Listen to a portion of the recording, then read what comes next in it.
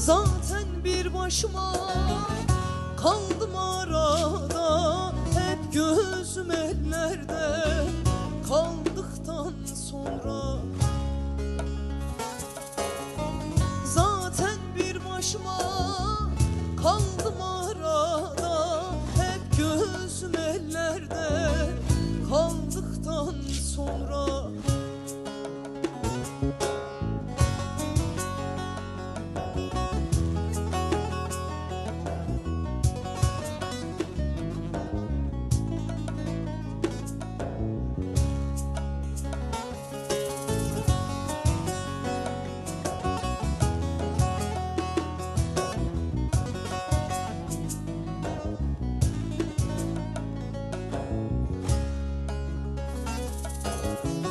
Ne murada erdim, ne bir gün gördüm, bir sevda uğruna ömrümü verdim, canımı verdim.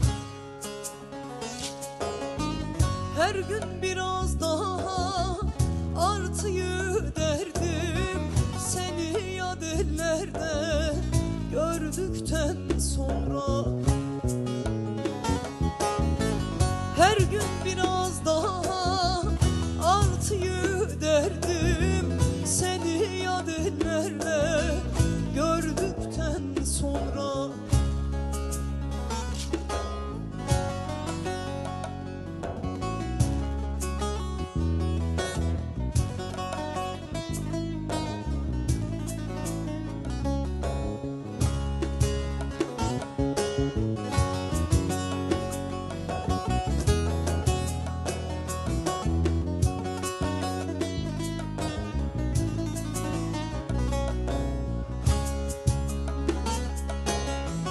Hep yolun bekledim, ağardı saçım.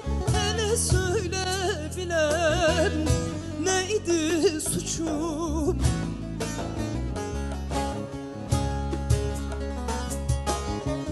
Daha burada durmam, yükledim göçüm.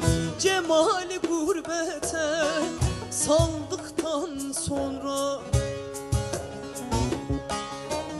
Daha burada